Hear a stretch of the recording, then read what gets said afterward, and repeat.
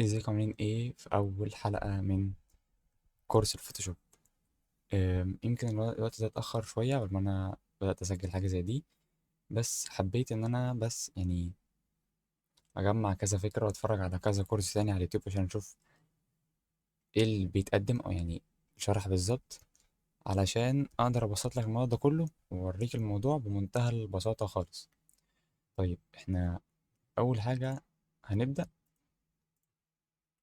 مع فتح البرنامج. احنا دلوقتي قدامنا البرنامج لسه مفتوح، فلسه هنعرف دلوقتي ازاي اعمل ملف جديد. انا دلوقتي فتحت الفوتوشوب، عايز اعمل ملف جديد. طيب من قائمة فايل هتدوس على قائمة نيو عشان نعمل نيو فايل. هنا بقى دي بتكون مهمة شويتين تلاتة الواجهة دي. طيب هنا بيكون في حاجات الريسنت اللي انت فتحتها قبل كده، اي مقاس انت فتحته قبل كده. يا اما لو انت عايز مقاس محفوظ او حاجة متسجلة ثابتة بتعملها من هنا. يعني مثلا دلوقتي انا عايز اعمل ورقة مثلا A3 او A4، هتلاقي في كلمة برنت ده مكتوب ال A4 وال A6 وال A5 وال A3، وكل المقاسات اللي انت محتاجها هتلاقيها موجودة عندك بنفس المقاسات. لو مثلا دوس على ال A4 هتلاقي مكتوب المقاس اللي هو الطول بالعرض بتاعه بالمليمتر كمان، وريزولوشن 300، والكالر مود بيكون مهم برضو. فانا اللي يهمني من ده كله هنا ايه؟ المقاس. لو هو حاجة ثابتة زي ما انت سايبها ثابتة ما تلعبش فيها، هي ده مقاسها زي ما هو. اللي فرق بقى في حاجتين: انت دلوقتي هتعمل الحاجة دي عشان حاجة زي بوست ينزل على السوشيال ميديا عامة، يعني حاجة عادية، ولا حاجة هتتطبع. طب ايه الفرق؟ الفرق في الصيغة بتاعة الكالر مود. لو انت هتعمل حاجة تتطبع بيكون الصيغة بتاعتها السي ام واي كي. طب لو تعمل حاجة عادية هتكون الار جي بي كالر، اللي هو زي ما موجود هنا الار جي بي. طيب، طب الريزولوشن دي اعمله كام؟ انت عندك رقمين ريزولوشن. لو تعمل حاجة سي ام واي كي هتعملها 300، لو تعمل حاجة ار جي بي تبقى 72 عادي. طيب ازاي؟ يعني مثلا هنا لو دي A4 وانا عاملها حاجه تتطبع هختار سي ام واي كي كلر عشان اعملها بالالوان دي.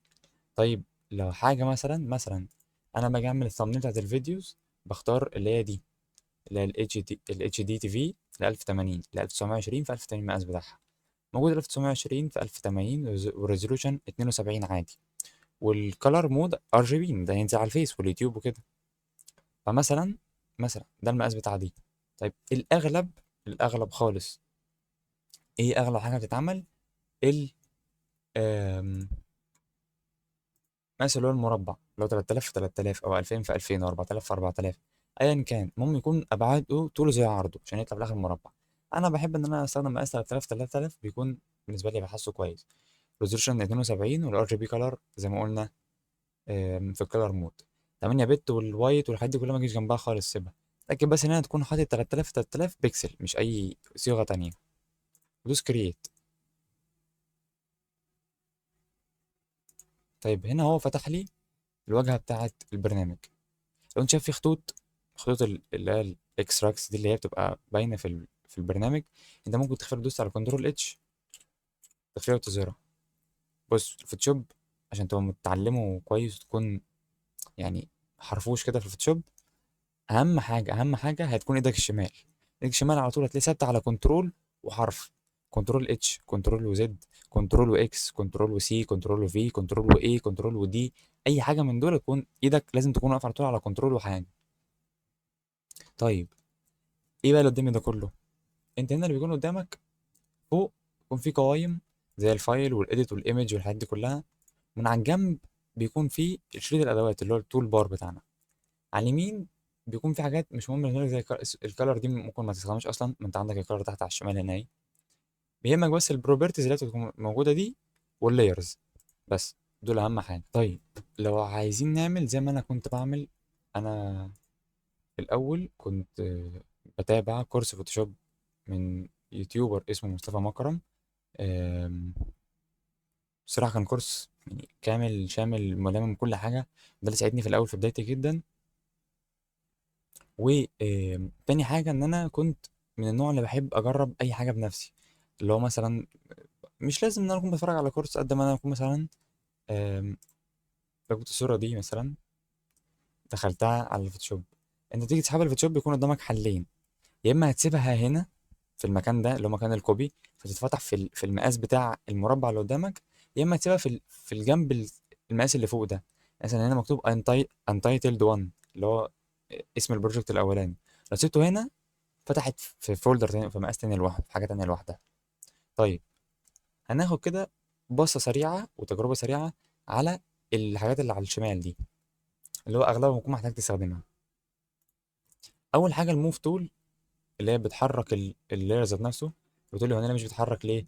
هنا بيسالك ان دي آم، يعني مقفوله. هنا هو طالما عشان دي مقفوله فمش هتتحرك. لو فتحتها كده، الموف تول بتاعتي اللي هي بتحرك الحاجه زي ما هي، بس يعني مجرد بتحرك. تاني حاجه الارت بورد تول. لو انت بتاخد بالك ساعات بيكون في بوستات نازله على الانستجرام او على الفيس عامه، بيكون زي بازل كده 4 مربعات، بس لما تحطهم الاربعه جنب بعض بترتيب معين بيديكوا الشكل ده. زي ايه مثلا؟ لو رجعنا لمقاس المربع ده، وانا مثلا اخدت كل واحده من دول، لو لقيت تحتها في سهم كده صغير، انت دوست كليك يمين بيفتح لك المقاسات التولز الموجوده جوه. افتح الارت بورد تول دي واسحب كده، كده عمل لي ارت بورد 1. بص لو تاخد بالك المقاسات الزائد دي اللي موجوده، دوست كده زائد تحت، كده دوست تحت، دوست هنا، اجيب بقى الموف تول. بصوا عامل لي ازاي، فمديني 4 ديزاينات او 4 اماكن ديزاينات، اعمل الديزاين بقى اللي انا عايزه في ال4 مربعات دي كلهم، في الاخر تخرجهم بكل صوره لوحدها. بان انت مثلا بتدوس الت، يعني انا دلوقتي عايز مثلا، دلوقتي انا عندي 4 لايرات او اربعه ارت بورد، عايز اخفي الاربعه مثلا او اخفي كل حاجه واسيب واحد بس. بتدوس بتهولد على الالت، بتفضل داس على الالت يعني، مثلا تدوس على الارت بورد 2 مثلا، تلاقي كله اختفى ما عدا اللي انت دوست عليه. دوست عليه تاني يظهر الباقيين. بس فتعمل مثلا كده، تروح حافظ ده لوحده، تروح عامل على ده كده وتحافظ ده لوحده، فاهم كده لحد ما تخلصهم كلهم الاربعه. فدي كانت اول حاجه. تاني حاجه الكروب تول، اللي بتقص كروب. انت ممكن تعرفها من الايديت بتاع التليفون عادي، لو انت عايز اقص مثلا حاجه زي دي ودوست انتر، قصها لي كده عادي. كنترول زد ترجعك. خليك حافظ دايما كنترول زد ترجعك على ان الحاجه اللي انت عملتها دي بتاخد اللون بتاع اي حاجه انت عايزها. مثلا دلوقتي في لون انت عايز تاخده، مثلا انا عاجبني اللون ده، دوس عليه دوسه كده هتلاقيه اتسحب بقى هنا، بقى اللي هو اللون ده. طيب اللون الابيض، لون البشره، اللون الاسود اللي في الخلفيه، دي بتاخد الالوان. البوتلينج تول دي بتاعه الريتاتش. مثلا لو تاخد بالك شايف الحبايه دي كده، مثلا لو عملت لها كده مثلا كبرتها شويه، انت بتكبر من حرف الدال والجيم، بيكبر وبيصغر الفرشه. عملت كده، بص، بسيطه، بيشيلها. طيب ودي الفرشه بانواعها بقى، السوفت والهارد والكلام ده كله، اي فرشه تكون موجوده عندك بتعمل الحوار ده كله.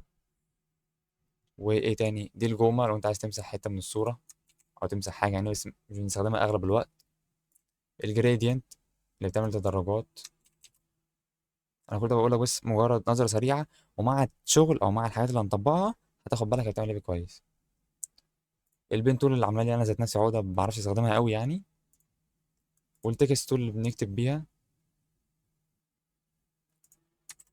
مجرد ما بتدوس عليها كده بتعمل لك اللي هو الرورم از بوم دي اللي بتبقى موجوده في اي حاجه. اهي بص كده التكست تول اهي. ودي الريكتانجل اللي بتقعد تعمل اشكال وكده. بص على حسب بقى انت عايز والكلام ده كله. طيب ممكن نمسح ده كله ونخفي دي، نعمل سوليد كلر ابيض. طيب اول حاجه احب اشرحها لك او احب اوصلها لك عامه، نظام الطبقات. نظام الطبقات بيكون مهم جدا جدا عشان تفهم كل ديزاين عباره عن ايه.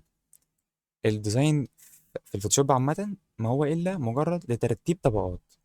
يعني طبقه خلفيه، طبقه معينه، زي مثلا هنا الديزاين ده عباره عن ان في خلفيه ورا كده، في زي تيكتشر اللي هو التمويجه اللي باينه دي كده اهي، باينه هنا.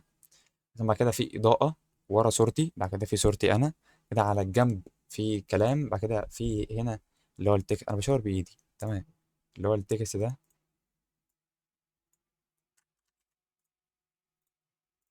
التكست ده محطوط تحتيه عشان يبان ان هو جاي من ورا الكاركتر بتاعتي. دي كلها حاجه اسمها طبقات، بتفرق معاك في ايه؟ بتفرق في ترتيب الديزاين. طيب انا عارف ان ترتيب الطبقات، مثلا جيت دلوقتي عملت شكل زي ده كده، وغيرت اللون، عملت شكل زي ده مثلا، بالظبط كده تمام. ممكن اخليه زي ما هو، اغير لونه من هنا مثلا. فانا كده بقى عندي اتنين ريكتانجل. طيب ليه ده باين فوق الاحمر؟ يعني اشمعنى ده اللي باين فوق الاحمر؟ انت لو جيت بصيت في القائمه دي هنا هتلاقي ان طبقه الاسود موجوده فوق الاحمر. طب لو عكستهم عملت كده هتلاقي الاحمر بانت فوقيه. ده ببساطه موضوع الايراد، ترتيبهم بيكون مهم. زي مثلا في فيديو برضو نزلته ان ازاي تحط لاير للبني ادم ويكون فيه تكست وراه وتكست قدامه والكلام ده كله. كان ترتيبهم ان انا جبت التكست، بعد كده جبت الكاركتر، بعد كده جبت التكست التالت، بس كان بشكل مختلف، كان الستروك معمول خفيف عشان يبان. فده نظام الطبقات، ان كل حاجه، انت لو مثلا جيت دلوقتي عملت ريكتانجل تالتة وغيرنا لونها مثلا لده،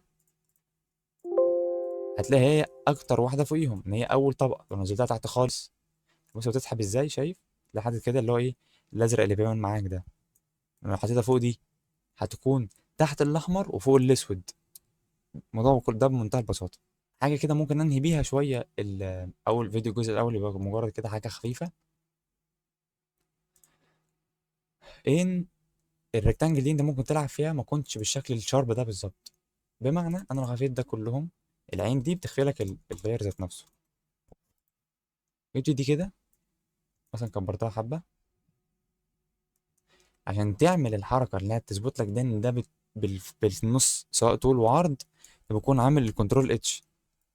لو مش عاملها مش هتعمل لك حاجه، لو فعلت كنترول اتش هتلاقي كده في طلع ن- انكر يعني 4 أو 8 نقط كده، في كل زاويه كده في نقط. تيجي تتحرك، لو دوست شيفت هتلاقيه بيحرك، يعني فاهم بالظبط. مثلا دلوقتي انا دلوقتي مش زي الشيفت بحرك عادي، هتلاقيه فري. لو دوست شيفت هيحكمك انك تتحرك يعني بالظبط يمين او بالظبط فوق، فاهم؟ انا لو جبت كده كده ده كده في النص، ايه اللي ممكن اعمله؟ شايف النقط دي؟ ممكن تسحبها كده شويه، غيرت شكله. بس بتعملها ازاي؟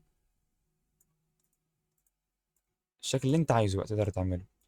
طيب انا واحد مش عايز اعمل الاربع زوايا، عايز اعمل زاويتين بس او زاويه واحده. هتيجي هنا في البروبرتيز اللي قلت لك عليها دي بتكون مهمه، بتشيل اللينك بتاع دي، بتشيل اللي مشبكاهم مع بعضيهم. مثلا بتجيب دي صفر مثلا، واجيب دي صفر، واسيب الاتنين دول. بقى عندي ان دي ودي مش معمولين. ممكن برضو تعمل بايدك انت، لو عايز تعمل كده مثلا، حسب بقى الشكل اللي انت عايز تطبقه ازاي. ممكن اعمل دي كده ارجعها كده حبه صغيرين او ادخلها جوه برضو عادي، فاهم اللي انت عايزه. فدي كده كانت اول جزء او اول حلقه من الكورس. اعتقد ان انا حاولت ابسط لك الدنيا شويه، ولسه في فيديوهات تانية جايه هوريك برضو الدنيا ابسط وابسط. بس كده.